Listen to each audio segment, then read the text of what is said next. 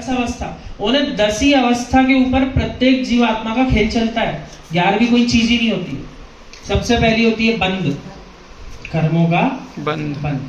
फिर होती है सत्ता, जब तक उदय में नहीं आ रही तो सत्ता में कर्म पड़े हुए हैं, कब उदय में आएंगे नहीं मालूम, क्योंकि जीव को पता ही नहीं कौन से बांधे कौन से नहीं बांधे, सत्ता। फिर आगे चलो सो उदय आता है, तीसरा, यानी कर्म में आ गए, पुण्य कर्म पाप कर्म तो भोगने में आ रहे हैं, भोगते हुए दिख रहे हैं, ये मिल गया वो छूट गया आदि आदि।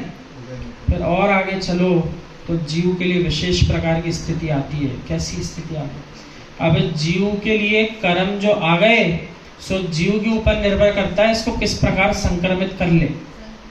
यानी जरूरी नहीं पाप कर्म बांधा है तो पाप रूप में ही फल देगा, इतनी योग्यता हो आपके अंदर, पुरुषार्थ हो तो उन पाप प्रगतियों को भी पुण्य रूप में बांध लो, यानी परिवर्तित कर लो। इसका नाम है संक्रमण। उत्कर्षण, अपकर्षण। उत्कर्षण में बढ़ा सकता है, पुण्य कर्म के काल को बढ़ा सकता है, यानी पाप को भी पुण्य में बदल ले, लंबा कर लेगा, खूब अच्छे से उसका इस्तेमाल करे समझ। और यदि विपरीत कार्य करे तो कमाए हुए पुण्य को भी, जितने काल चलना था उसको भी घटा दे, खूब तीव्र पाप करा तो पूरा का पूरा कर्म एक साथ झड़ा दिया उसको, जल्दी से झड़ा दिया, अपकर्षण हो गया। इसके अलावा भी जीव जो है कई प्रकार की स्थितियों में फंसता है। निदत्ति निकाचित के नाम सुनता है लेकिन समझ नहीं पाता।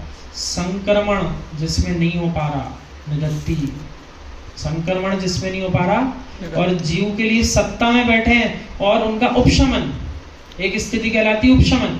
कर्म तो है, सत्ता में भी है, उदय का काल आने पर भी उनको दबा दिया, शांत रहा, अपने मंद कषाय के पुरुषार्थ से उन कर्म की प्रकृतियों को उस रूप में कार्य नहीं करने दिया, चाहे पाप की हो चाहे पुण्य की हो, पुण्य से भी ऊपर उठ गया पुरुषार्थ करके, तो वो भी एक कर्म की स्थिति है।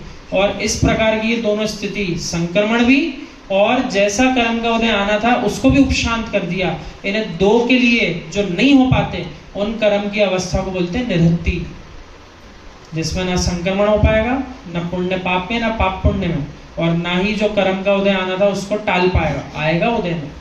यानी ये दो अवस्था जानी होती, उसको कहते हैं निधत्ति कर्म। और निकाचित में ये दो तो रहती हैं, साथ में उत्कर्षण अपकर्षण भी नहीं हो पाता, उसे कहते हैं निकाचित कर्म। निदत्ति निकाचित जैसे कर्म बहुत गंभीर होते हैं, बिना देवशास गुरु के पादमूल में तीव्र भक्ति के बिना कट नहीं सकते, यानी फिर वे उदय में आती हैं। क्यों बोलते हैं उनको कटेंगे क्यों नहीं? क्योंकि ना तो आप संक्रमण कर पा रहे हो और ना उपशांत कर पा रहे हो, यानी उदय में आने का जब समय आ गया तो रोक ही नहीं पा रहे हो, वो आपके ऊपर प्रभावी हो गए। आप भले बहुत अच्छे ज्ञानी थे लेकिन आया काल उस समय क्रोध का, नहीं टाल पाए, आया लोक कषाय का काल, नहीं टाल पाए। ये क्यों हो रहा है? सबके पीछे जाओगे तो खेल चारित्र मोहिनी कर्म का चल रहा है, दर्शन मोहिनी चारित्र मोहिनी, इसी का नाम तो मिथ्यात्व। यानी नाम कुछ भी दे दो ऊपर ऊपर, आखिरी में सबसे पीछे जाकर के जब झांकोगे मिथ्यात्व राजा अपनी कुर्सी पे बैठा मिल जाएगा। और वही जीव जो अब जान रहा है कि अरे ये तो मेरा मिथ्यात्व था। जिन धर्म में आयु महत्वपूर्ण नहीं है, जैसे जीव को जिस काल में सही बात समझ में आ गई उस काल से अपना धर्म प्रारंभ कर दो, वही जीवन की पूर्णता है, वहीं से जीवन प्रारंभ है। आयु पे मत जाओ कितना निकल गया, कितने छोटे कितने बड़े, जिस दिन से सही बात मानकर पालन कर रहे हो उसी दिन से धर्म है, वरना बाकी समय तो आचार्य क्या कह रहे हैं, मरण उससे बड़ा क्या हो सकता है, मूर्खता से बड़ा मरण क्या हो सकता है। पढ़ो तीसरी पंक्ति फिर से देखो, किम मरणम मूर्खत्तम, मूर्खता से बड़ा मरण क्या हो सकता है। जो जीव जब तक मूर्ख अज्ञानी बन के जीता रहा, सत्य को ना